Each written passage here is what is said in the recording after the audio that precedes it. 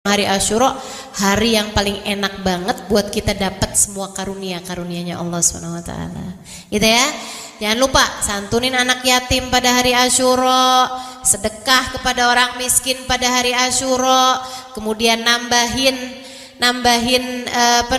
uang jajan bagi para orang tua kepada anak-anaknya, gitu kan ya. Kemudian lagi puasa, kemudian baca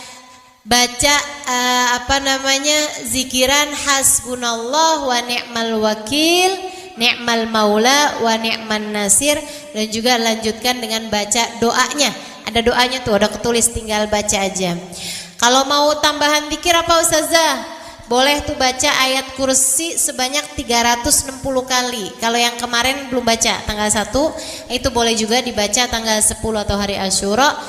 360 kali ayat kursi, diawali masing-masing dengan baca Bismillahirrahmanirrahim, gitu ya. Insyaallah mudah-mudahan semuanya bisa diamalkan, dan mudah-mudahan kita semuanya meraih apa yang Allah Subhanahu wa taala janjikan pada hari Asyura, berupa ampunan, berupa rahmat, berupa kasih sayang, berupa kesembuhan, berupa rezeki, berupa kemudahan hidup, berupa terangkatnya semua kesedihan dalam hati, berupa terangkatnya sebuah musibah-musibah dalam kehidupan kita. Assalamualaikum warahmatullahi wabarakatuh.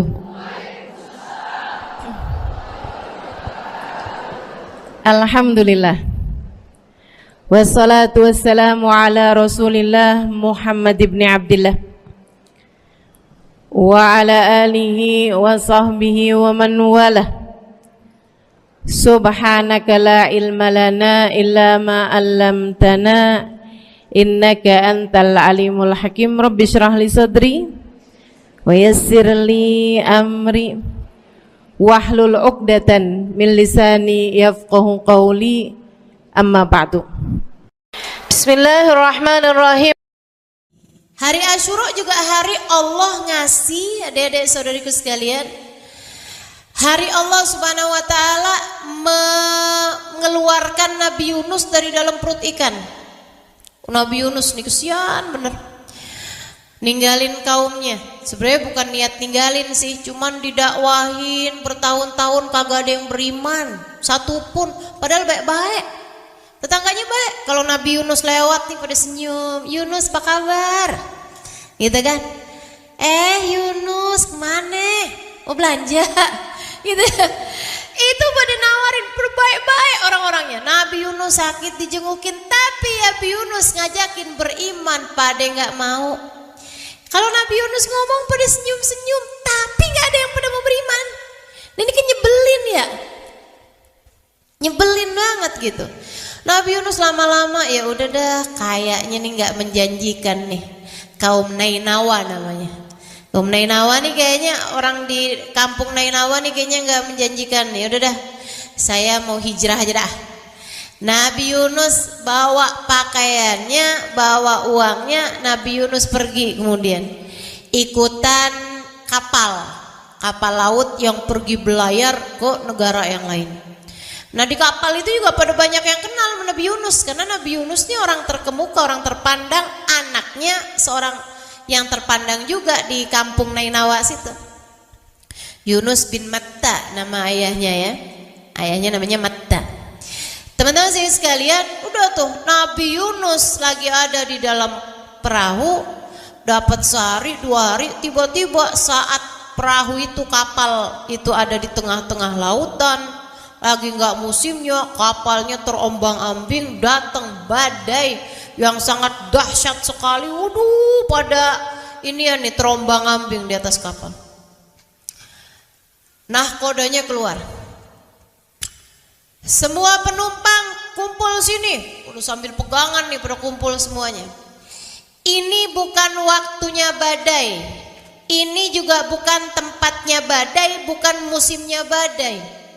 Kalau sampai terjadi badai seperti ini, pasti disebabkan karena ada anak kabur dari orang tuanya, atau ada istri kabur dari suaminya, ada istri minggat, ada anak kabur, ada istri minggat atau ada budak lari dari tuannya. Katanya gitu. Semua penumpang itu ngerasa kayak bukan deh saya. Nabi Yunus bilang, saya bukan istri, saya juga nggak kabur dari ayah saya gitu ya. Saya juga nggak budak kabur dari tuan saya, tapi apa iya ya saya ya? Habis itu katanya nakodanya, kalau gitu semua dari kalian silakan tulis nama kalian masing-masing, kita undi. Masukin namanya diundi, seret. Keluar Yunus bin Matta. Kata Nabi Yunus, iya sih saya kabur dari perintah Allah. Disuruh dakwah di Nainawa, karena orang-orang yang gak pada beriman, akhirnya Nabi Yunus memutuskan untuk pindah gitu kan. Kali-kali tempat yang lain orang-orangnya mau beriman. Padahal kan kalau dilihat-lihat kayak gak salah ya. Orang kan kalau misalnya gitu ngajar di satu tempat, orangnya kagak ada yang pada mau sekolah di situ ya kan, pindah kan gitu kan. Nah, tapi rupanya tuh nggak mesti kayak gitu. Kita kalau mau dakwah tuh nggak bisa gitu. Diperintahkannya sama Allah di situ, ya udah di situ gitu. Saya ditinggal di Jakarta, ya udah saya mesti dakwah di Jakarta. Walaupun orang Jakarta kagak mau ada yang hadir, nggak peduli saya, tetep aja saya ngajar. Kayak gitu mestinya gitu. Karena orang tuh kalau dakwah tuh ya udah kamu ditempatkan di mana, di situ kamu harus bermanfaat. Boleh, bukan nggak boleh dakwah di tempat-tempat yang lain, boleh. Saya juga pergi kemana-mana.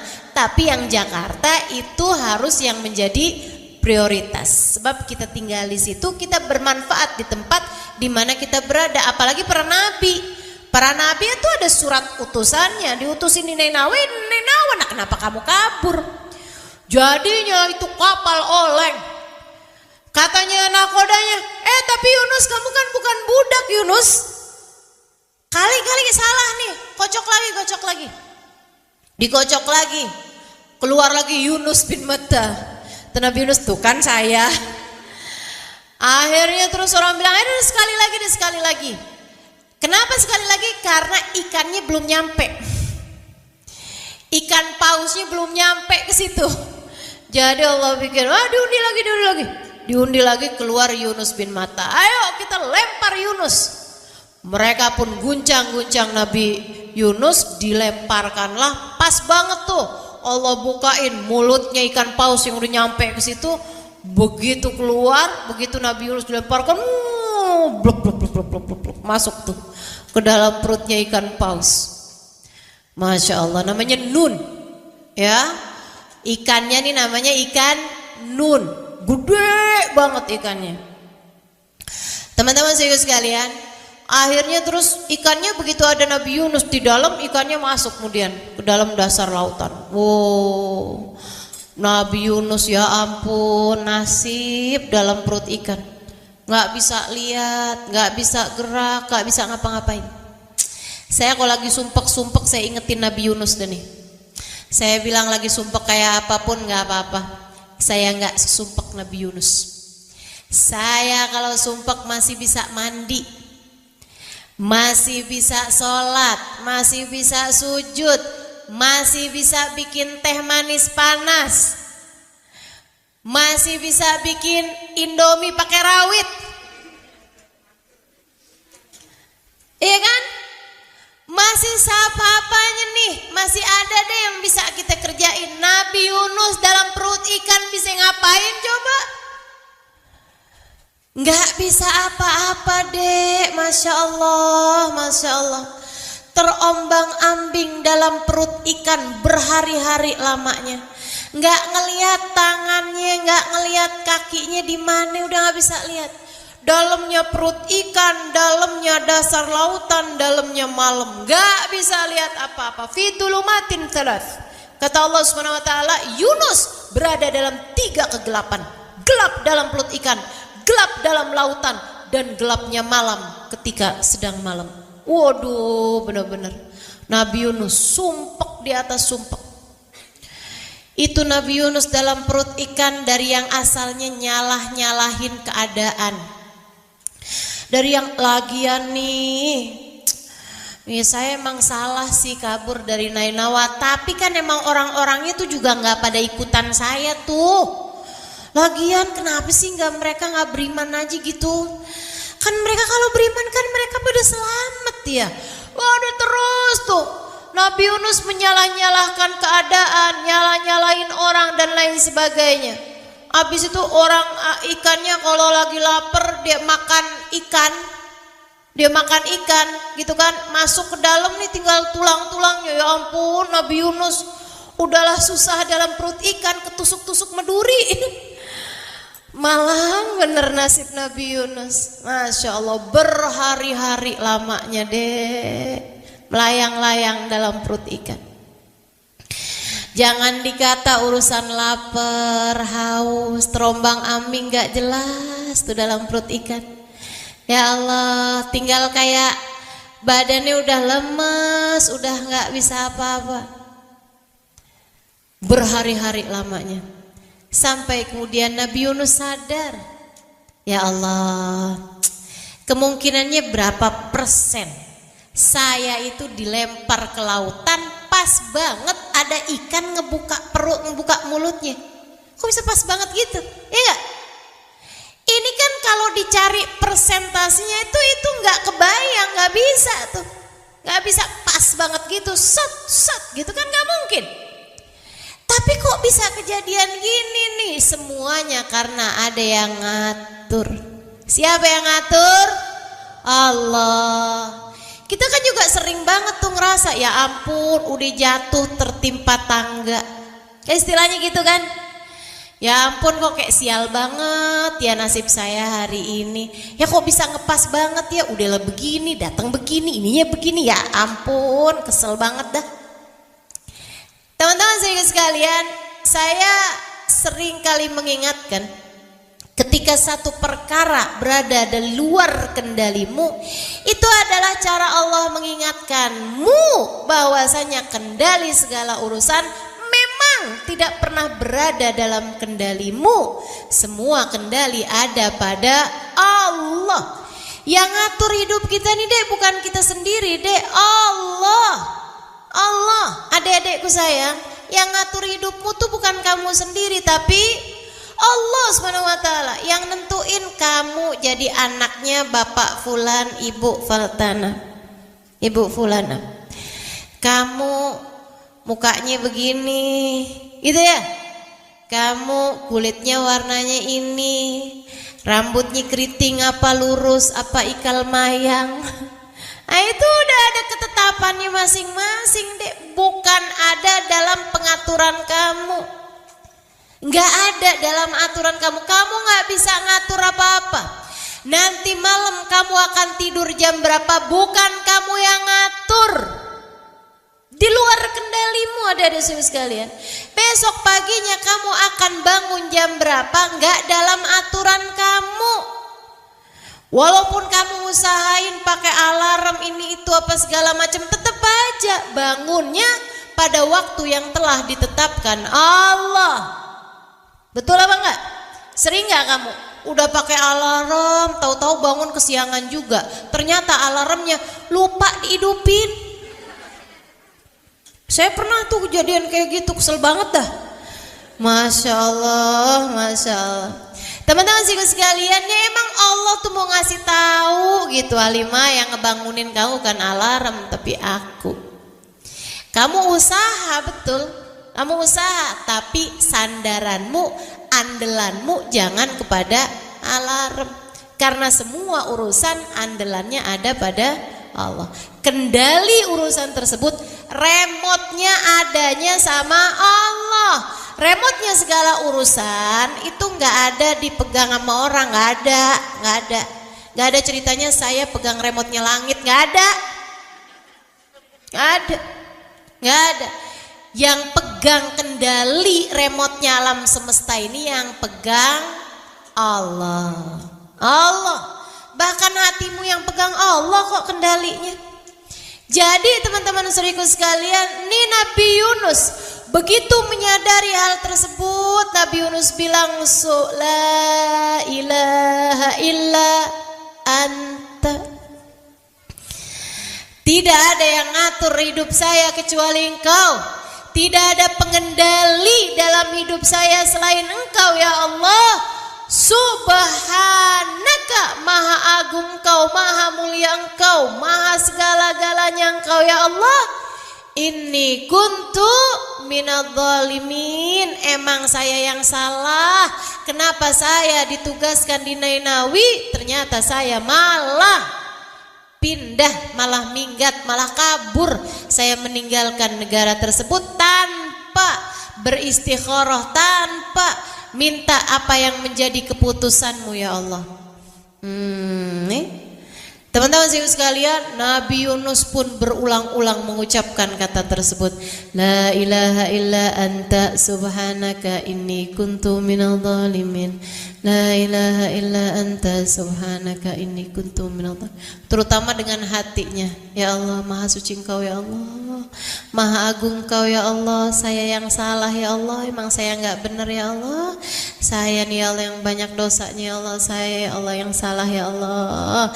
Saya seharusnya enggak nyalahin siapapun, karena sebenarnya sayalah yang salah. Subhanallah, zikirannya Nabi Musa ini kedengeran sampai malaikat-malaikatnya Allah di atas langit sana. Katanya para malaikat gini, suaranya kedengeran kencang bener, familiar, kita apal nih manis suara. Tapi orangnya kita liatin kagak ada ya. Di bumi mana dia nih? Sautun ma'ruf fi makanin majhul, kata para malaikat. Ini ada suara kita kenal, familiar banget suaranya. Akan tetapi fi makanin majhul, tempatnya di mana kita nggak tahu. Allah bilang, innahu sautu abdi Yunus fi batnil hut. Sesungguhnya ini adalah suara hambaku Yunus dari dalam perut ikan. Pada tanggal 10 Muharram, sesudah dalam satu riwayat 6 bulan, dalam satu riwayat 40 hari, dalam satu riwayat 16 hari Nabi Yunus dalam perut ikan. Dek, mestinya mati ya enggak? Orang gak makan, gak minum, gak apa-apa itu dalam perut ikan, mati tuh mestinya. Mestinya tuh perut ikan tuh jadi kuburannya Nabi Yunus, sekalian mati di situ. Tapi Allah emang berkehendak lain. Kenapa Allah berkehendak lain? Karena suara zikirannya Nabi Yunus dan kepasrahannya kepada Allah serta pengakuannya bahwa beliau telah berbuat dosa. Pengakuan dosa, pengakuan salah, ini yang punya nilai di mata Allah. Allah sampai bilang, laula annahu minal musabbihin la labitha fi batnil hut ila yaumi yub'atsun. Andai ada Yunus tuh enggak zikir tuh, andai Yunus tuh enggak baca la ilaha illa anta subhanaka inni kuntu minadh dhalimin, hatinya enggak bergemuruh dengan zikir yang seperti itu, la labitha fi batnil hut ila yaumi yub'atsun. Aku akan biarkan dia di dalam perut ikan sampai hari kebangkitan. Artinya tuh perutnya ikan itu bakalan jadi kuburnya Nabi Allah Yunus. Karena beliau berzikir, Allah selamatkan. Tanggal 10 Muharram Allah bikin perut ikannya mules. Mual, nah ya kan kalau nggak mulus nggak ini ya nggak muntah ya kan, nggak mual nggak muntah gitu, mual setengah mati. Waduh, mual banget nih. Jadinya nih ikannya nih mulai bergerak. Asalnya nggak gerak-gerak tuh, di dalam aja tuh. Nyari makanannya juga di dalam aja tuh, di dasar lautan tuh. Jadi kalau ada ikan lewat dia tinggal buka aja mulutnya. Gitu. Gitu aja tuh terus ikannya tuh. Nah yang sekarang nih ikannya perutnya mules, ikannya jadinya nyari daratan. Waduh, mulai dia lewat aja nih lautannya goyang karena kan gede banget badannya. Dia lewat terus tuh, dia pesisirin tuh sampai nyampe ke daratan, dia buka mulutnya, dia pun muntah, kemudian keluarlah Yunus sampai terdampar di daratan, nggak punya tenaga teman-teman, nggak punya tenaga, lemes, setengah mati. Ya ampun, tinggal nyawanya doang nih. Ya Allah, pingsan beberapa waktu. sampai kemudian Allah Subhanahu wa taala, Allah tuh kalau mau ngasih kehidupan sama orang pasti dikasih rezekinya. Ini buat ibu-ibu terutamanya nih. Nih ibu-ibu yang hadir dengerin saya nih. Jangan pernah was-was ragu-ragu urusan rezeki. Kalau kamu emang mesti hidup, rezekimu bakalan sampai padamu. Tenang, bisa jadi kamu nggak tahu alamat rezekimu. Rezekimu yang tahu alamatmu. Nggak bakalan salah kirim, malaikat Mikail tuh nggak bakalan salah kirim. Sama malaikat Israel nggak akan pernah salah cabut nyawa, gitu ya. Jangan ada tuh yang bilang, yang sakit bininya, kok yang mati lakinya, jangan-jangan keliru nih malaikatnya. Nggak ada ceritanya.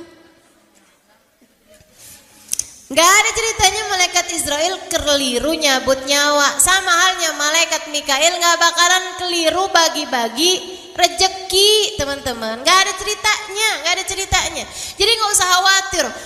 Ini nih saya bikin toko, sebelah bikin toko lagi nih, sama juga jualannya sama saya. Dia ngerebut rezeki saya. Saya pergi ke Mbah Dukun nih, biar bikin tokonya dia nggak laku. Enggak gitu caranya. Kita sebagai orang beriman tahu yang ngasih rezeki Allah Subhanahu wa taala. Malaikat nggak bakalan keliru bagi-bagi nama kita rezeki. Wahum la yuqarritun, kata Allah. Malaikat tuh nggak ada yang keliru. Jadi nih kalau karena Nabi Yunus nih mesti hidup, teman-teman sekalian, Allah kasih rezekinya berupa apa? Melon. Rezekinya Nabi Yunus waktu itu berupa melon. Sama Allah tuh pohon melon tuh, kan pohon melon ngerambat tuh. Dirambatin, buahnya dibikin sama Allah pas banget di depan mulutnya Nabi Yunus. Karena kalau Nabi Yunus mesti gerak nggak bisa juga. Jadi Nabi Yunus kan lemes banget, Allah kasih rezekinya tuh pas depan matanya. Teman-teman sekalian, sama Allah buahnya digedein sampai nyentuh mulutnya Nabi Yunus. Nabi Yunus pas sadar dari pingsannya, apaan sih nih? Depan di mulutnya banget. Buahnya tuh udah nyampe ke mulutnya. Mulai itu dimakan Nabi Yunus tuh buah yiktin namanya. Sejenis melon ya. Sejenis buah melon gitu. Dimakan. Udah bagus banget Allah kasihnya melon. Nggak cabai rawit gitu kan, kepedesan. Buah yang lain kan keras-keras. Kalau ini kan emang buahnya nggak keras gitu kan. Dari luarnya juga emang nggak keras. Terus dimakan sama Nabi Yunus sampai habis tuh buah. Nabi Yunus bisa duduk, bisa makan sisanya. Udah tuh, segeran lagi Nabi Yunus bisa jalan. Habis itu ketemu sama orang, nanya, "Pak, maaf numpang tanya, ini daerah apa nih?" "Oh ini daerah Nainawi." Lah,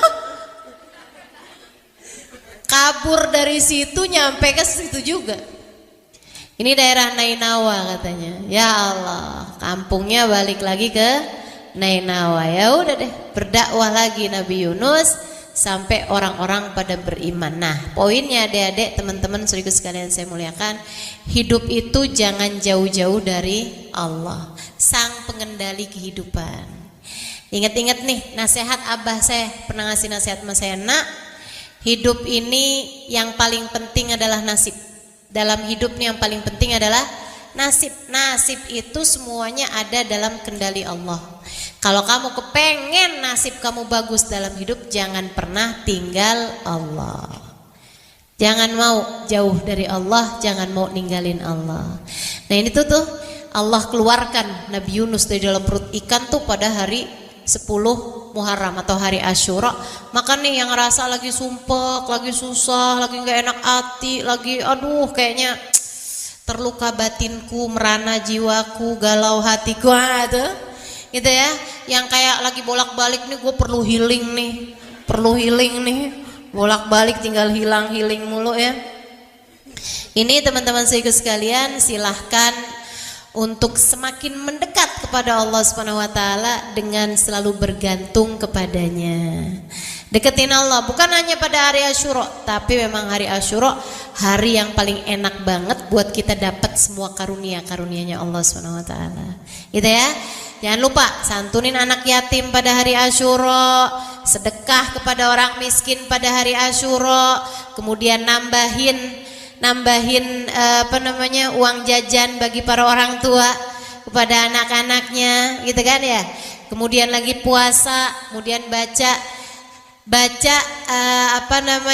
zikiran hasbunallah wa ni'mal wakil, ni'mal maula wa ni'man nasir, dan juga lanjutkan dengan baca doanya. Ada doanya tuh, ada ketulis, tinggal baca aja.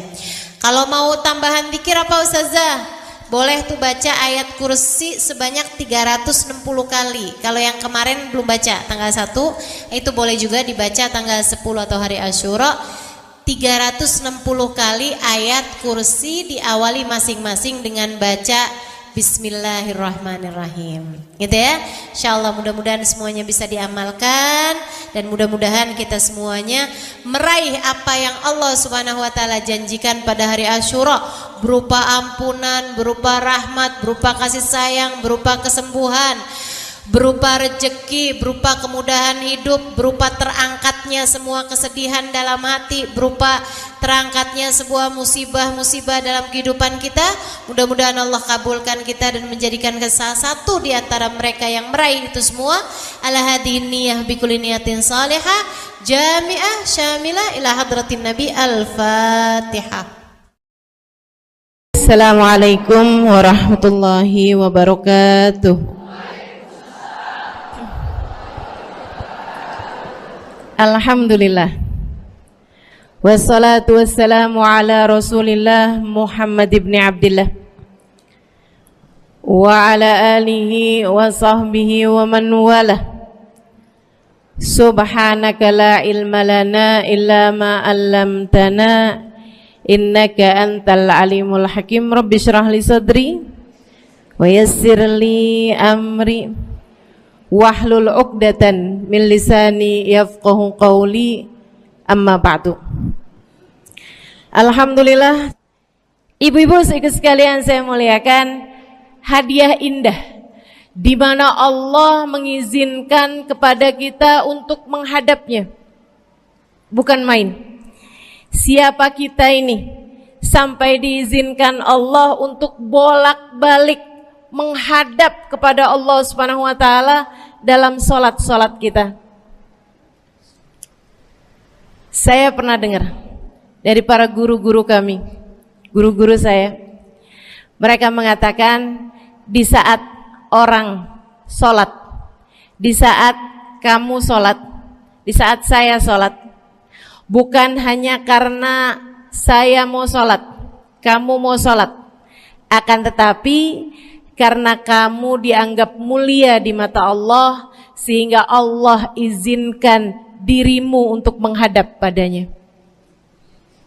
Ketika saya sholat, bukan hanya karena saya mau sholat, akan tetapi karena saya punya nilai di mata Allah, sehingga Allah izinkan kepada saya untuk menghadap padanya.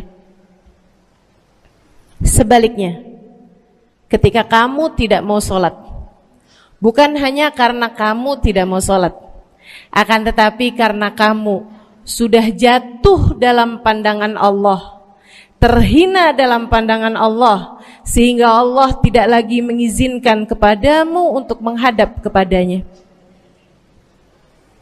Ketika seseorang tidak sholat, bukan hanya karena dia tidak mau sholat, akan tetapi karena ia sudah tidak lagi bernilai di mata Allah, sehingga Allah tidak izinkan dia untuk menghadap padanya. Teman-teman, saudariku sekalian yang saya muliakan, kalau bicara tentang sholat nih teman-teman, ada 4 tingkatan, ada 4 kelas. Untuk kamu melihat sholatmu sudah ada di kelas yang mana. Kalau saya boleh bilang kelas teratasnya nih kelas bisnis, oke lah ya. Kelas bawahnya lagi kelas atasnya kelas eksklusif ya, kelas eksekutif.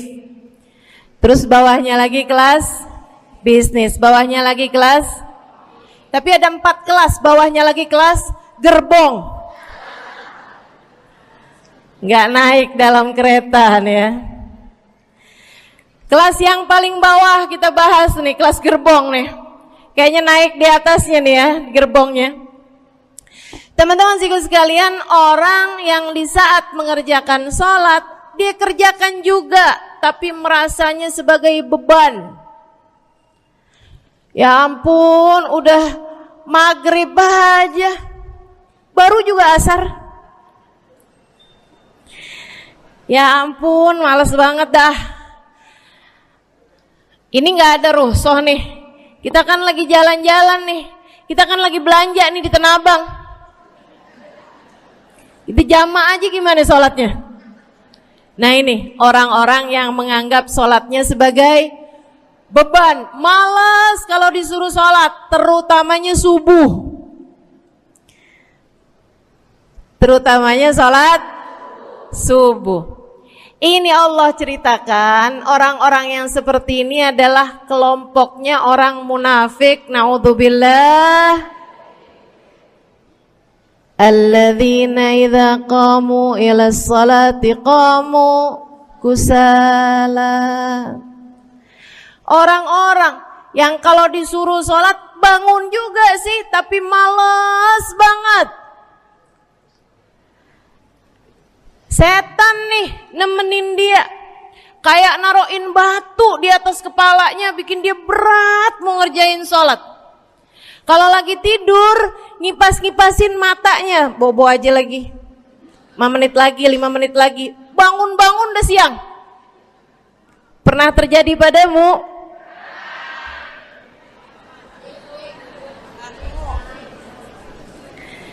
Jemur kunut. Bu, yang dijemur tuh jemuran aja, cucian aja. Jangan sampai jemur kunut. Kunutnya dijemur ya. Ketika ada seseorang yang disampaikan kepada Nabi Muhammad bahwasanya orang itu tidak bangun kecuali sesudah azan subuh, artinya enggak tahajud, artinya enggak bangun di sepertiga malam terakhir, bangunnya sesudah azan subuh. Nabi mengatakan padanya tentang orang itu. Nabi bilang pada para sahabatnya, inna syaitan bala fi udhunih. Itu adalah orang yang telinganya dikencingin sama setan. Pada pernah dikencingin setan? Kalau bangunnya habis adzan tuh dikencingin setan. Kalau bangunnya udah terbit matahari dikencingin siapa kira-kira? Insyaallah. Teman-teman saudariku sekalian yang saya muliakan, alladzina idza qamu ila sholati qamu kusala. Malas bener kalau diajakin sholat, sampai sebagian sholatnya dikerjakan keluar dari waktunya. Yang seperti ini masuk dalam firman Allah Subhanahu wa taala, a'udzubillahi minasyaitonir rajim, fawailul lil musallin alladzina an salatihim sahun. Fawailul lil musallin alladzina hum an salatihim sahun. Celaka orang-orang yang salat. Kenapa kok orang salat celaka ya Allah? Sebab mereka an salatihim sahun, melalaikan salat mereka. Apa maksudnya melalaikan? Imam Sayyidina Ibnu Abbas dalam salah satu tafsir beliau mengatakan alladzina yuakhiruna an waqtiha au yuqaddimuha ila ghairi waqtiha. Orang-orang yang mengakhirkan salat sampai keluar dari waktunya atau memajukannya sebelum waktunya. Mau pergi ke Tanah Abang nih, jam 11. Ntar kita ribet nih urusan sholat duhur. Dah sholatin sekarang aja. Ini orang-orang yang fawailul lil musallin. Bu, sesibuk apapun dirimu, jangan pernah ninggal sholat. Bu, lagi ngerjain perkara penting apapun kamu, jangan pernah mengakhirkan sholat. Jangan pernah mengeluarkan sholat dari waktunya. Kenapa gitu? Karena Bu, sholat itu urusanmu sama Allah. Gak ada yang lebih penting daripada itu. Gak ada yang lebih penting daripada itu. Siapa yang mementingkan Allah, dia bakal dipentingin sama Allah. Siapa yang meremehkan sholatnya, berarti dia telah meremehkan Allah. Siapa yang meremehkan Allah, dia akan diremehkan oleh Allah. Na'udzubillah min dzalik. Buat adik-adik jomblo, jangan pernah mau kawin sama orang yang gak sholat. Biarpun kamu udah nunggu cukup lama, kalau ada yang lamar kamu dan dia gak sholat, jangan mau Bu. Dek, ibu-ibu juga, kalau ada yang janda di sini,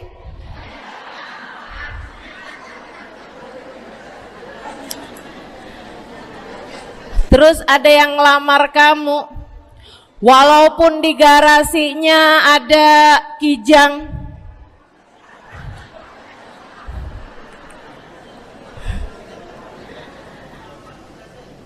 ada bebek, motor maksudnya ya, datang melamar kamu, jangan terima.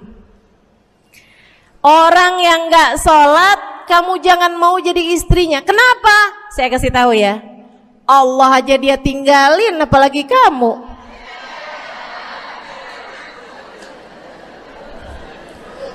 Allah aja dia tinggalin. Siapa yang tidak berguna baginya peringatan Allah, maka tidak akan berguna baginya peringatan dari siapapun. Tapi dia mencintai saya, Ustazah. Dia mencintai saya cinta mati katanya. Sekarang tungguin setahun 2 tahun, cintanya hilang, tinggal matinya. Tapi dia mencintai saya luar biasa, Ustazah. Dia tak sanggup hidup tanpa saya. Itu namanya cinta monyet. Tungguin 2 tahun, cintanya hilang, tinggal.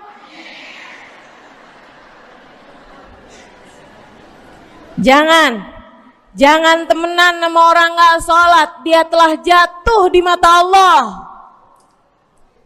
Maka kita pun belajar buat jadi orang-orang yang terus mendaki, terus meraih rahmatnya Allah, terus belajar buat jadi salah satu orang yang dipandang dengan rahmat oleh Allah Subhanahu wa taala. Salah satunya dengan cara kita memuliakan sholat, kita menjaga sholat. Jagain sholatnya. Jangan masuk kelompok orang yang tadi itu sholatnya menjadi beban. Ini kelompok paling bawah nih. Naik ke kelas ekonomi. Tadi begitu ya? Kelas ekonomi, orang-orang yang sholatnya menjadi sebuah kewajiban. Dia kerjain, dia tahu itu wajib, dia gak akan tinggalin. Tapi sama halnya dengan kewajiban-kewajiban yang lain. Kita nih kalau mikirnya kewajiban, Bu, kalau gak diwajibin lagi seneng. Betul gak? Masih ada kayak beratnya gitu ngerjain sholat. Orang yang sholatnya dianggap sebagai kewajiban. Kayak anak-anak sekolah tuh, wajib pakai seragam, wajib ngerjain PR. Kalau satu hari, besok enggak wajib pakai seragam. Ada nggak ya pakai seragam? Nggak ada. Nggak ada yang besoknya dipakai seragam. Terus tanyain, kenapa kamu tetap pakai seragam? Abisnya saya suka sama seragamnya. Nggak ada. Karena mereka menganggap pakai seragamnya adalah kewajiban. Sekolahnya sebagai kewajiban. Jadi giliran besok libur anak-anak, hore gitu. Ada orang-orang yang sholatnya dianggap sebagai kewajiban. Nggak ada yang nambah kalau kewajiban tuh. Sholat sunnah boro-boro. Sholat wajib aja kalau bisa dibikin sesingkat mungkin akan dilaksanakan dengan cara yang sesingkat-singkatnya.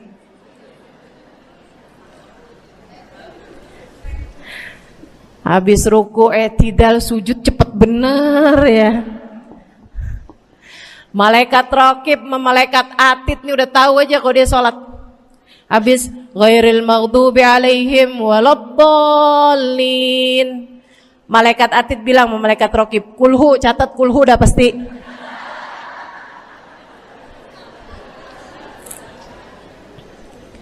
Kulhu aja nggak kelar-kelar.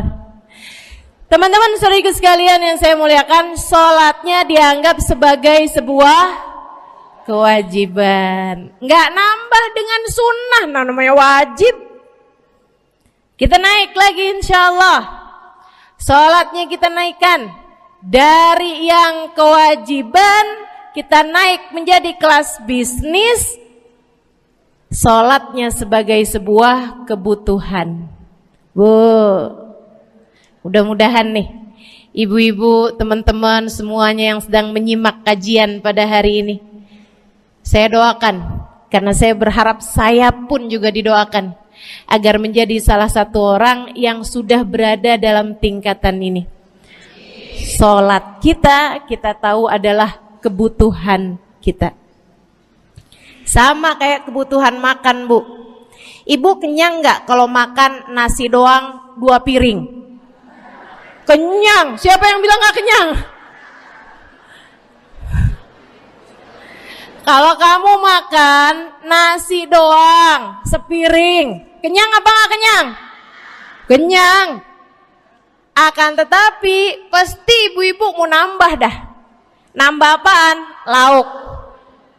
Nambah lauknya. Ada ikan asin, ada sayur asem.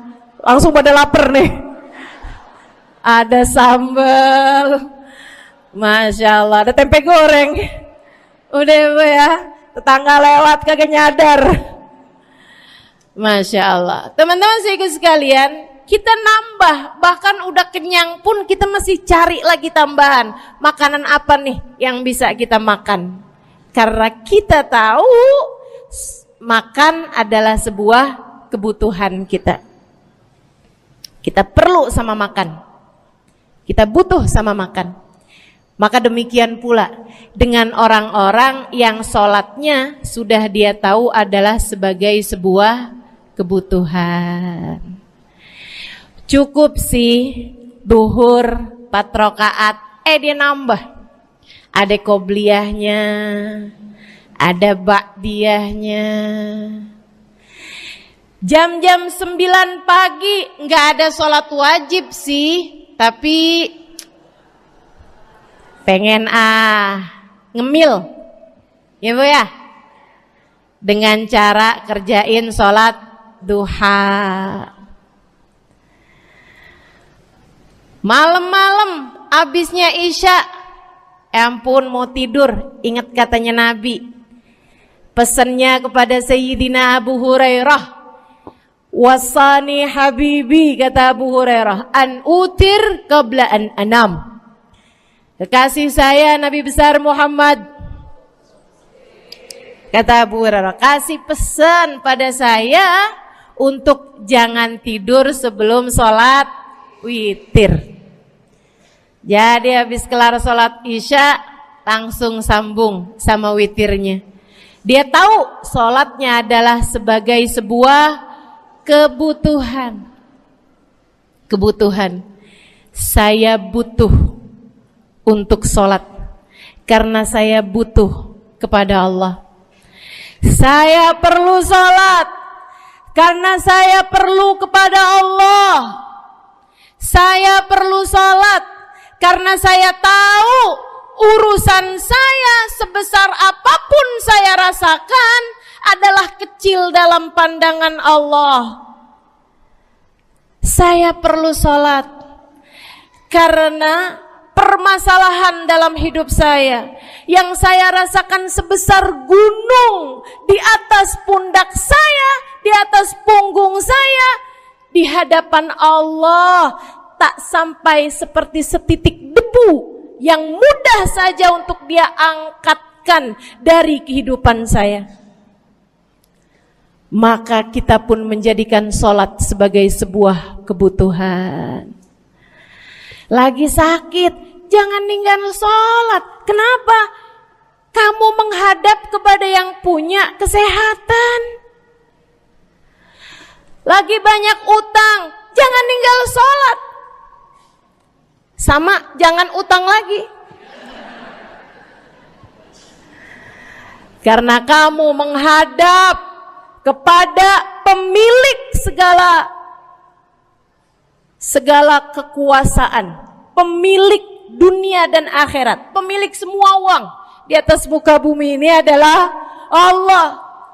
Makanya Habib Ali Habsyi, penulis kitab Maulid Simtud Durar, yang tadi ibu-ibu baca maulidnya, beliau pernah bilang, ada dalam salah satu diwan beliau, diwan tuh syair-syair beliau itu ya.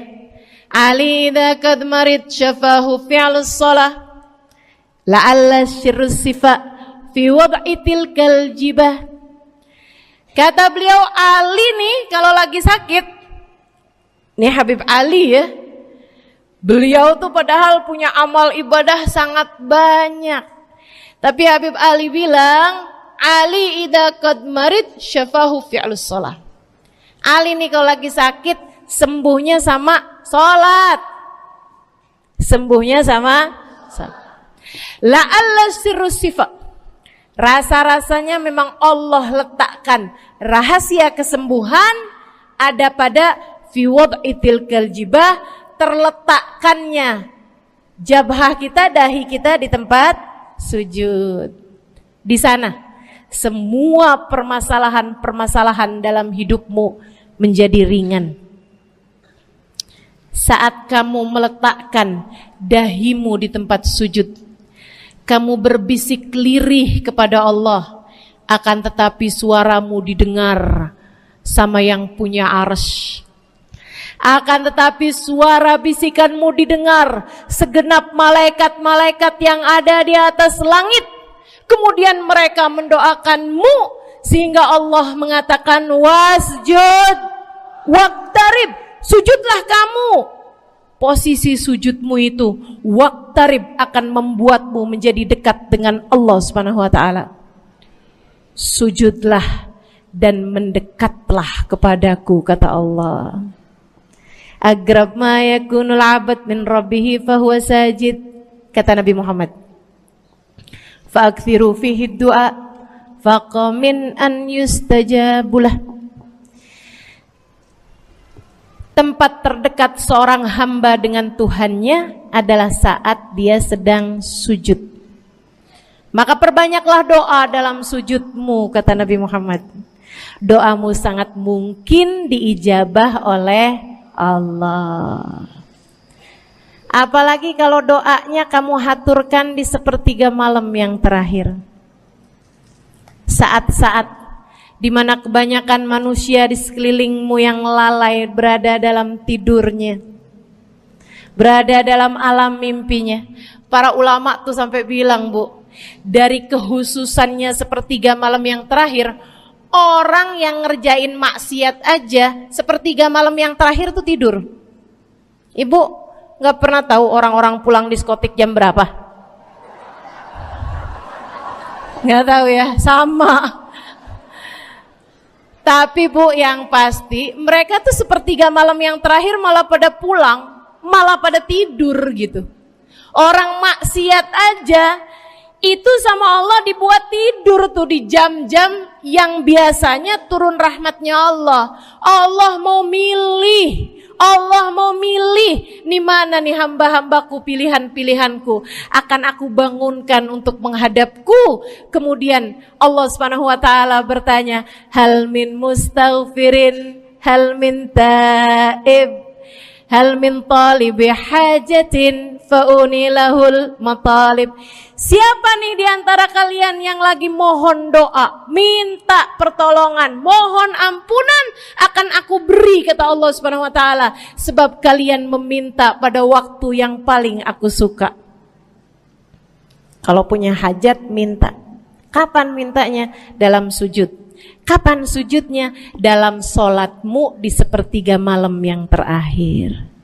Bu, ngelihat muka-mukanya pada punya hajat banyak-banyak nih. Gimana tahajudnya?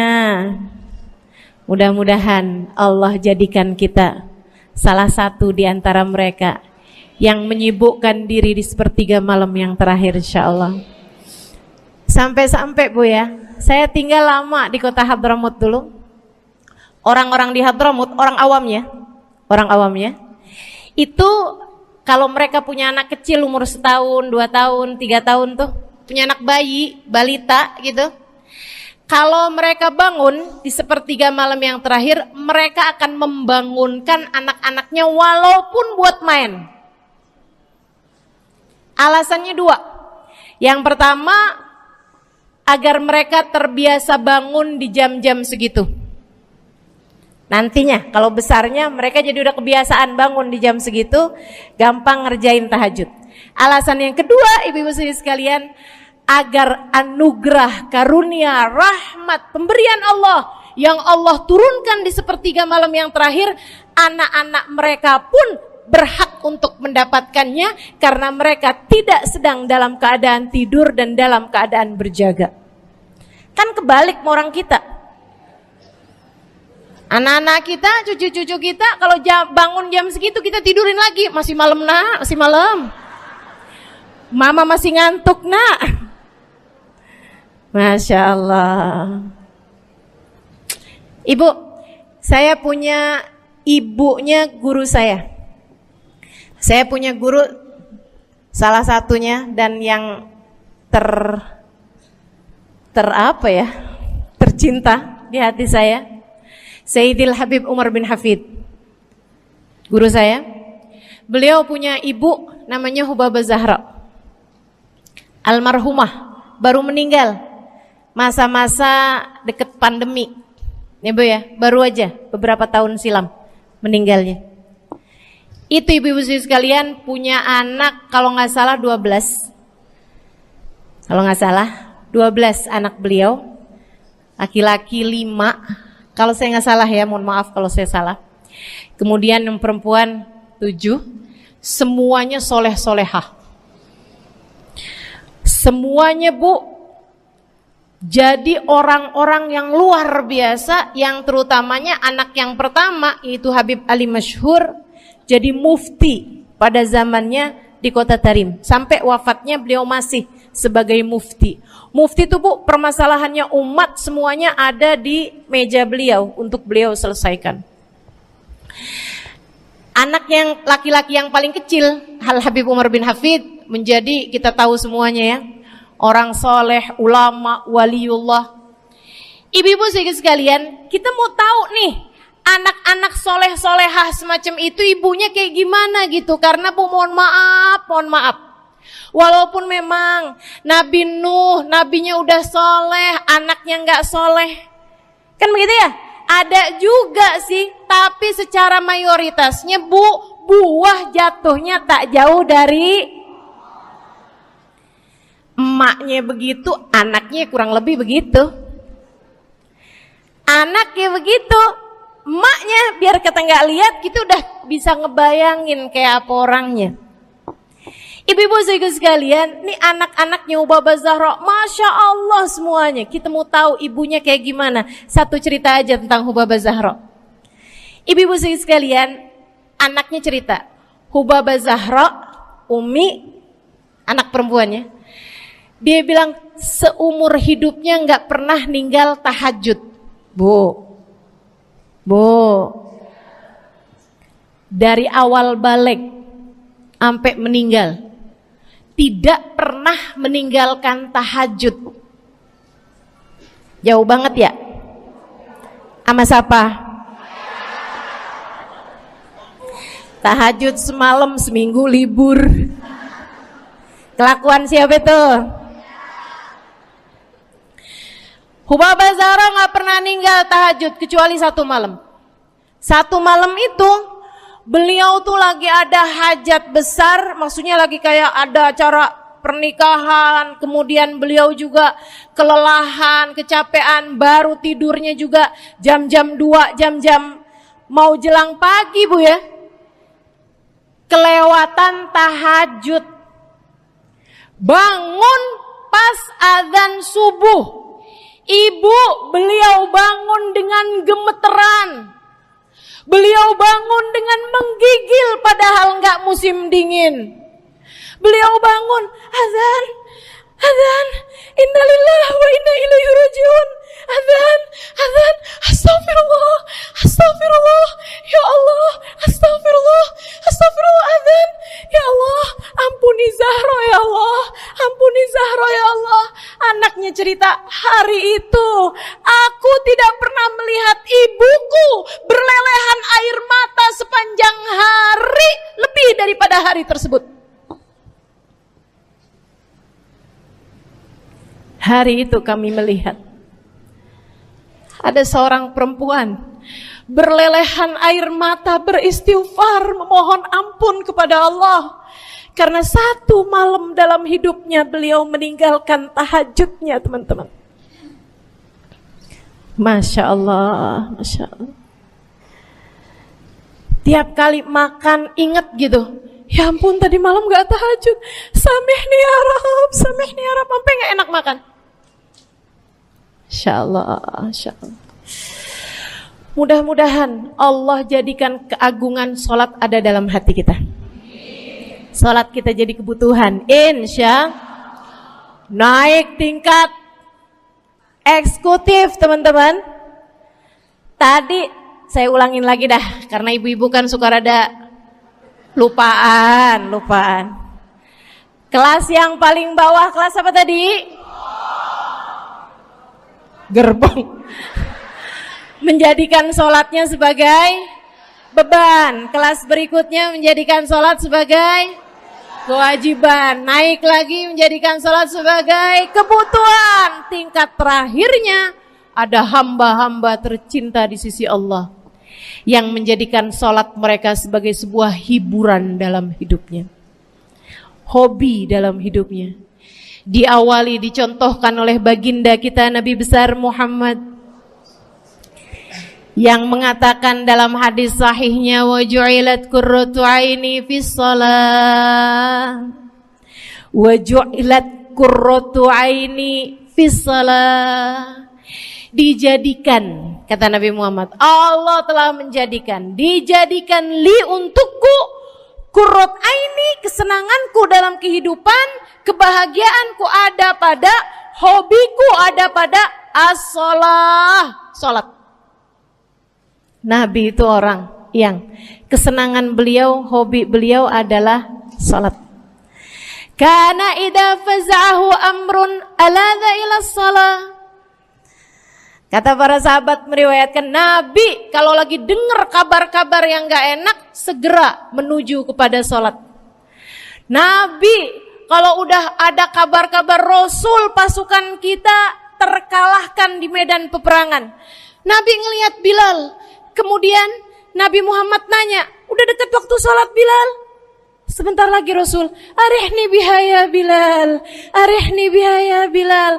Yuk Bilal, santaikan diri saya Bilal, tolong hibur diri saya Bilal. Segera azan dan kita akan sholat bersama-sama wahai Bilal.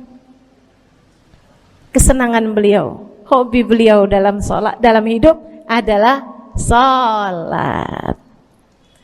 Teman-teman saya sekalian, bukan hanya Nabi Muhammad, tapi para sahabat-sahabat Nabi Muhammad, tapi para tabi'in, para tabi'in. Saudaraku sekalian saya muliakan, Sayyidina Umar bin Khattab alaihi ridwanullah, kana idza ja'ahu hal, apabila beliau dalam keadaan hatinya lagi khusyuk, hatinya lagi nyambung banget sama Allah Subhanahu wa taala, kalau mau salat sunnah manggil orang.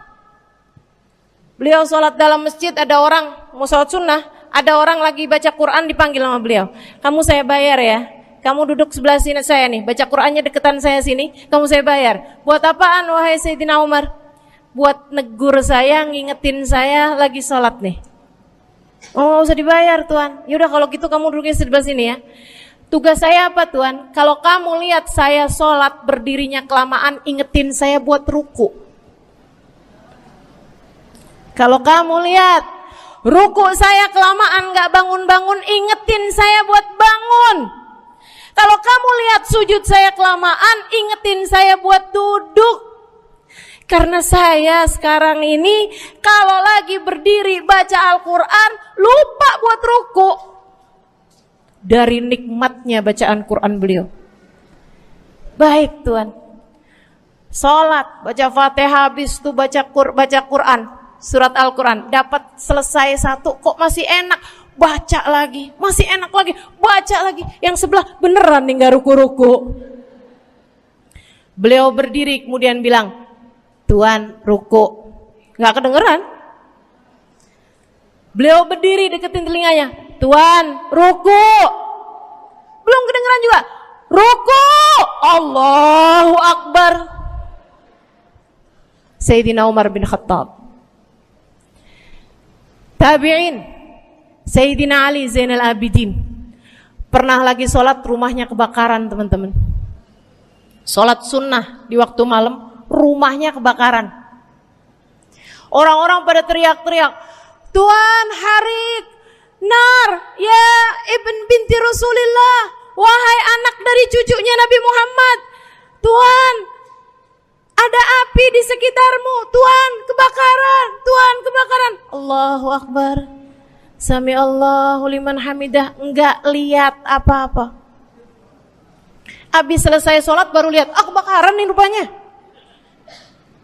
Orang-orang pada bilang, kami sudah mengingatkanmu Tuan. Apa jawab beliau? Al-hadni an-narul kubro. Di depan saya ada api yang jauh lebih besar, api neraka. Saya enggak lihat api sekecil ini. Masya Allah. Saudaraku sekalian yang saya muliakan, para ulama Allah Subhanahu wa taala. Terakhir saya mau ceritakan Sayyidil Habib Abu Bakar As-Sakran, penulis Wirid Sakran. Kalau teman-teman pernah tahu, beliau saudaraku sekalian saya muliakan dapat julukan As-Sakran, orang yang mabuk. Karena mabuk kepada Allah Subhanahu wa taala. Beliau pernah satu waktu kena penyakit di punggungnya. Beliau kemudian tanya sama dokter, kata dokter, wah ini nih penyakit mesti diangkat, mesti dioperasi. Ya udahlah, operasiin saya. Disuguhin 1 gelas khamr di waktu yang telah ditetapkan untuk jadi waktu operasi. Apa ini? Khamr, minuman keras. Zaman itu belum ada obat bius. Dia bilang, ini buat apa? Khamr ini Tuan, minuman keras ya, agar engkau nggak sadar. Jadi enak gitu kita ngoperasinya. Dia bilang, saya mau dengan kesehatan saya kepengen ngerjain taat kepada Allah, saya nggak mau. Saya dapetin kesehatan saya dengan cara mengerjakan yang diharamkan Allah, yaitu minuman keras. Saya nggak perlu ini. Waduh, kalau gitu nggak bisa dioperasi Tuan. Kenapa soalnya? Ya nanti kan kesakitan, nanti susah operasinya gitu. Oh gampang. Kalau kalian pengen bikin saya nggak sadar, nggak perlu minuman keras. Terus gimana? Operasikan kalau saya sedang sholat. Maka mulailah dokter-dokter udah pada siap. Beliau lagi sholat sunnah ya Bu ya, Allahu Akbar gitu. Mulai dokter buka baju belakangnya, mulai Bu digunting kulitnya, digergaji tulangnya. Beliau Bu mukanya meringis saja enggak. Beliau ruku, dokternya ikutan nungging. Beliau sujud, dokternya ikutan menunduk juga. Beliau sholat nikmat banget. Sampai beliau selesai dari sholat, beliau nanya sama dokter-dokternya, kenapa nggak nurut tadi tuh waktu saya sholat mestinya operasi. Kata dokter, udah selesai Bib dari tadi. Masya Allah. Radhiyallahu ta'ala anhum wardahum. Ini bukan kelas-kelas kita. Saya cuma ceritain aja sama ibu-ibu. Bukan berarti ibu-ibu nanti pas waktu sakit bilang sama dokter-dokter nggak usah dibius. Beda hati Bu, beda hati. Ibu ya, beda iman, beda semuanya kita sama mereka. Yang pasti, makanya saya kan yang ini nggak doa nih. Pas yang kebutuhan tuh baru saya doa. Kenapa? Karena kayaknya tingkatan kita dah Bu ya. Mentok dah, sampai kebutuhan itu dah. Insya Allah, mudah-mudahan Allah jadikan kita orang yang menjaga salat insya Allah. Rabbi jalni muqimas salah wa min dzurriyyati amin. Rabbi jalni muqimas salah wa min dzurriyyati amin. Rabbi jalna muqimis salah wa min dzurriyyatina rabbana wa taqabbal du'a. Ala hadhihi niyyah bikun niyyah salihah ila hadratin nabi al-fatihah. Syaitan rajim. Bismillahirrahmanirrahim. Alhamdulillahirabbil alamin. Ar-Rahmanir-Rahim Maliki Yaumiddin. Iyyaka na'budu wa iyyaka nasta'in. Ihdinas siratal mustaqim, siratal ladzina an'amta 'alaihim ghairil maghdubi 'alaihim waladdallin. Amin. Taqabbalallahu minna wa minkum, taqabbal ya karim. Sama-sama kita hormati, kita sayangi segenap keluarga besar dari Majelis Ta'lim Raudhatul Aliyah di bawah pimpinan Ibu Ayu Komaladewi. Kita doakan semoga beliau beserta segenap keluarganya senantiasa dalam limpahan rahmat ridha Allah Subhanahu wa taala. Juga kita doakan Ustazah Nabilah Al-Haddad sebagai pengasuh di majelis ta'lim ini, sebagai pimpinan di majelis ta'lim ini, Bu Ayu dan Ustazah Nabilah sekeluarga semuanya insyaallah senantiasa dalam pandangan kasih sayang Allah SWT. Panjangkan umurnya, disehatkan badannya, dimudahkan urusannya, kabulkan hajatnya, semakin dicinta Allah SWT dan Rasulnya.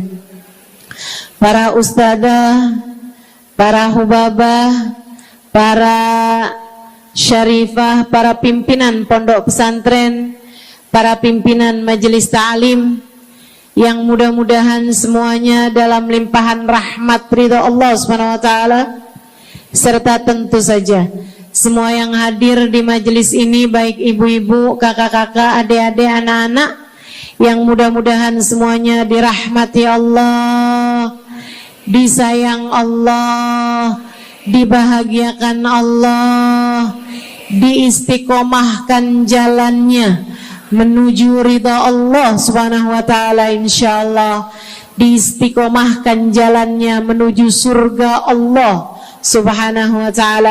Amin ya rabbal alamin. Qul amantu billah thumma istaqim. Kata Nabi Muhammad sallallahu alaihi wasallam kepada seorang pemuda yang meminta nasihat,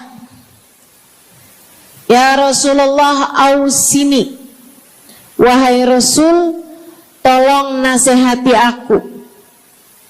Kita kalau ketemu orang mulia jangan minta duit, Bu. Kita kalau datang ketemu sama orang-orang yang kita tahu doanya mustajab, sangat soleh, hidupnya baik, apalagi jika dia adalah kekasih-kekasih Allah Subhanahu wa taala. Kamu kalau berjumpa dengan ulama, jangan minta sesuatu yang duniawi. Tirulah para sahabat ketika berjumpa dengan Nabi Muhammad. biasanya mereka meminta satu dari dua hal. Yang pertama, mereka minta doa. Ida'ili ya Rasulullah, doakan aku wahai Rasul. Ibu juga gitu. Kalau ketemu sama ulama, ketemu orang soleh, ketemu kiai, ketemu habib yang kita tahu doanya mustajab, bertemu Hubabah, mintalah doa. Tapi jangan hanya sekedar urusan doa duniawi, Bu. Doa duniawi itu yang gimana Ustazah? Doa yang kalau diijabah nggak akan manfaat begitu kamu masuk dalam alam kubur. Itu namanya doa duniawi. Ustazah, doakan saya biar saya cepat kebeli rumah. Bu, kalau mati rumahnya dibawa gak? Ustazah, doakan saya kepengen beli HP baru. Dibawa gak HP-nya? Enggak. Itu namanya doa duniawi. Ustazah, doakan biar suami saya tambah cinta.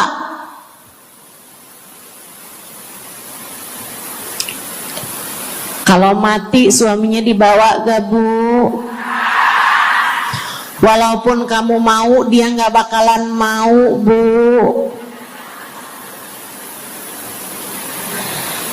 Sesuatu yang sifatnya duniawi. Ustazah, doakan biar anak saya soleh. Duniawi apa bukan? Bukan. Sebab kesolehan anak akan jadi tambahan bekal bagimu ketika kamu masuk dalam alam kubur. Jadi nggak boleh nih Ustazah doa urusan duniawi atau minta didoakan urusan-urusan duniawi.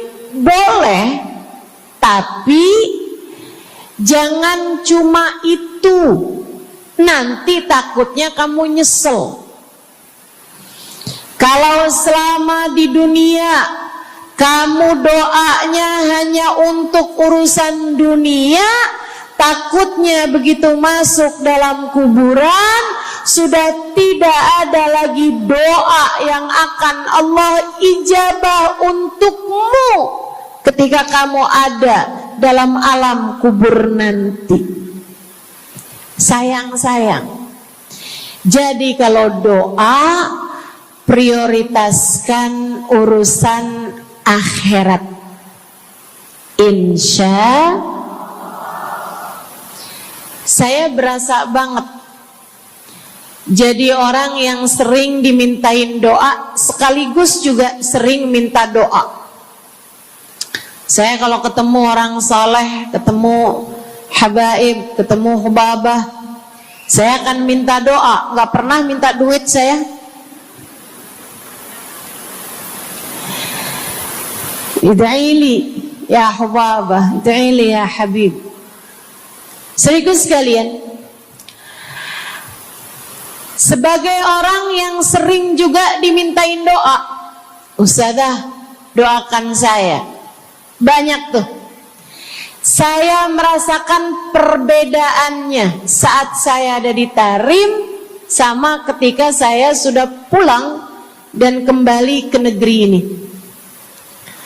Waktu saya di Tarim, orang kalau minta doa sama saya, usik berdoa, tolong ya doain saya. Saya suka tanya, doa apa? Selalu aja hampir semuanya mengatakan hal yang sama. id'ili bihusnil khatimah. Doakan saya biar husnul khatimah. Begitu nyampe ke Indonesia, kalau ada orang bilang, Ustazah doain saya, biasanya lanjut tuh, doanya minta apa langsung dibilang, gak pakai tanya. Ustazah doain saya biar utang cepat lunas. Ustazah doain saya biar cepat dapat jodoh. Ustazah doain saya biar jadi orang kaya. Ustazah doain saya biar suami enggak mendua. Ya Allah, ternyata kebanyakan orang kita kalau minta doa seringnya urusan duniawi. Bukan berarti nggak boleh, boleh aja sih. Cuman takutnya begitu kamu mati nyesel kalau semua doamu selama ini adalah sesuatu yang tidak ikut kamu bawa ketika kamu mati. Kalau kita lihat para sahabat ketika mereka berjumpa dengan Nabi Muhammad, selalu saja banyak di antara mereka yang minta doa. Nabi pernah tanya, doanya apa? Macem-macem jawaban para sahabat. Ada yang begini, Harithah menjawab, id'ili an yarzuqani Allah asyhada fi sabilih. Rasul, doakan saya biar saya dikaruniai mati syahid di jalan Allah. Ada lagi yang lain doanya, ya Rasulullah, id'ili an yarzuqani Allah murafaqatan bika ya Rasulullah. Doakan biar saya nanti di masa sesudah kematian saya, di masa akhirat nanti bisa mendampingimu wahai Rasulullah, bisa berjumpa denganmu wahai Rasul, bisa ada dalam rombonganmu wahai Rasulullah. Doa-doa yang sangat ukhrawi, doa-doa yang sangat akhirat, karena mereka sudah faham tujuan hidup sesungguhnya adalah mencari ridha Allah Subhanahu wa ta'ala. Tujuan hidup sesungguhnya adalah bergerak menuju surga Allah Subhanahu wa ta'ala. Tujuan hidup sesungguhnya adalah berpulang kepada Allah dalam keadaan Allah ridha kepada kita. Sahabat tuh minta didoakan, sama yang kedua minta nasihat. Kita juga nyontoh, kalau ketemu orang soleh, kalau ketemu ulama, kalau ketemu habaib, ketemu kiai, ketemu bunyai, ketemu khubabah, ketemu ustadzah, ketemu ustadz, minta nasihat. Selain daripada minta doa, mintalah nasihat. Hal ini dicontohkan oleh para sahabat kepada Nabi Muhammad. Datang seorang pemuda berjumpa Nabi Muhammad sallallahu alaihi wasallam. Kemudian bertanya, ya Rasulullah, ausini, wahai Rasulullah, berikanlah nasihat kepadaku ini. Nabi Muhammad tersenyum, senang, bangga, karena mengerti bahwa umatnya faham apa yang harus diminta dari nabinya. Nabi berkata kepadanya, "Qul amantu billah tsumma istaqim." Kata Nabi Muhammad, ucapkanlah, aku beriman kepada Allah, kemudian istiqomahlah kamu di jalan Allah. Nasihat Nabi Muhammad buat pemuda tersebut, nasihat Nabi Muhammad buat pemuda-pemuda umatnya sepanjang zaman, nasihat Nabi Muhammad buat umatnya baik yang muda maupun yang tua, baik laki-laki maupun perempuan, baik yang pintar maupun yang kurang pintar. Semua umatnya dinasehati sama Nabi Muhammad. Karenanya akan saya sampaikan hal ini kepadamu hari ini. Quli, ucapkanlah, amantu billah, aku beriman kepada Allah. Tsumma istaqimi, kemudian istiqomahlah kamu, wahai saudariku, di jalan Allah. Katakanlah, aku beriman kepada Allah, kemudian istiqomahlah. Istiqomahlah. Nasihat yang sangat indah dari baginda kita Nabi besar Muhammad, yang Allah karuniakan kepadanya jawami'al kalim, dapat selalu berbicara dengan kata-kata yang ringkas tapi padat. Nabi itu ucapannya ringkas tapi padat. Nggak kayak saya, Bu, udahlah panjang dan ya, mudah-mudahan Allah jadikan ucapan-ucapan kita jadi kalimat-kalimat yang akan membawa kita menuju surga.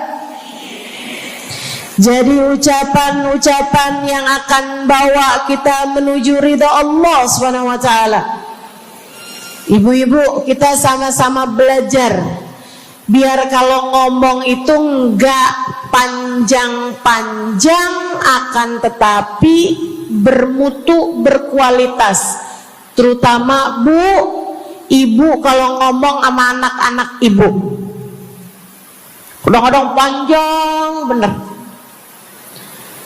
Padahal itu aja, anak sampai hafal. Iya mah, katanya gitu. Betul begitu? Nabi kalau ngomong pendek aja tapi penuh makna. Nabi kalau bicara seringkali nggak panjang-panjang tapi sangat berarti. Satu hadis beliau saja bisa disyarahkan, diberi keterangan, hingga bahkan berkitab-kitab banyaknya. Ibu-ibu sekalian, Salah satu dari ucapan ringkasnya Nabi Muhammad, amantu billah, kata Nabi, qul amantu billah tsumma istaqim, ucapkanlah aku beriman kepada Allah, kemudian istiqomahlah di jalan Allah. Apa itu istiqomah? Lurus, jangan belok-belok. Lurus, jalan terus. Jalannya adalah jalan yang lurus. Itu yang selalu kita minta dalam tiap rakaat sholat kita. Kita berdoa kepada Allah, ihdinas siratal, ya Allah, tempuhkanlah untuk hidup kami ini jalan-Mu yang lurus. Sama kayak kamu lagi bilang, ya Allah, karuniakanlah dalam kehidupan kami keistiqomahan di jalan-Mu ya Allah. Kamu selalu minta istiqomah 17 kali sekurangnya tiap hari. Betapa sangat pentingnya istiqomah ini, saudaraku sekalian. Berada dalam jalan yang lurus. Saya mau bahas jalan lurus yang dimaksud ini apa aja. 1, kamu harus lurus imannya. Amantu billah, aku beriman kepada Allah. Kata Nabi Muhammad sallallahu alaihi wasallam, qul amantu billah, ucapkanlah aku beriman kepada Allah. Maka istiqomah tersebut yang nomor 1 adalah dalam urusan keimanan.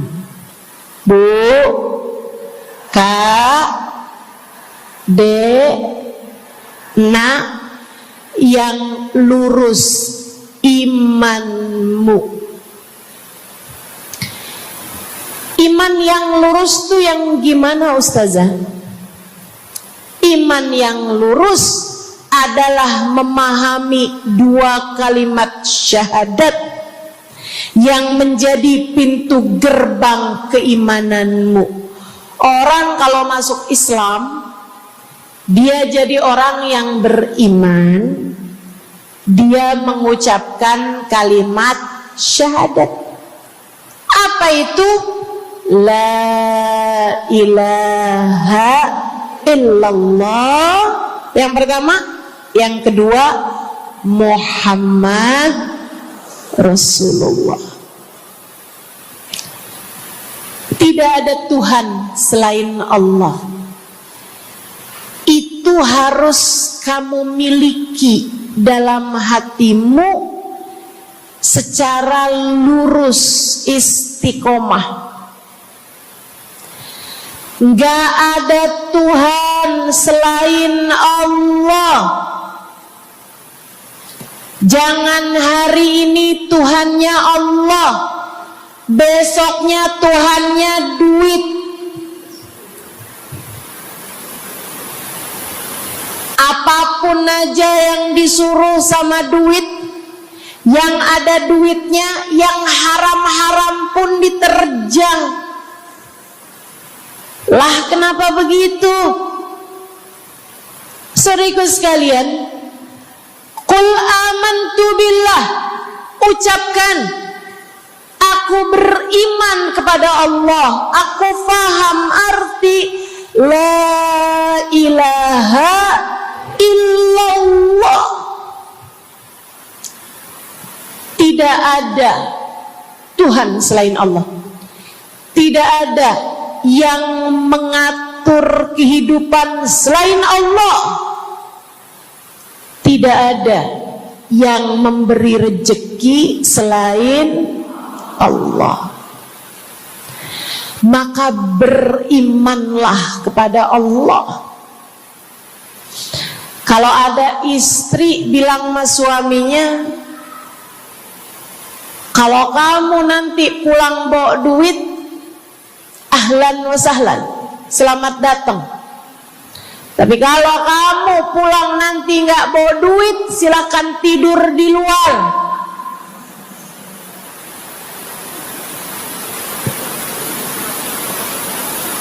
Kamu sepertinya kurang beriman. Kamu lupa bahwa pemberi rezeki bukan suamimu, melainkan yang ngasih rezeki itu cuma satu, Bu. Namanya bukan pekerjaan, bukan atasan, bukan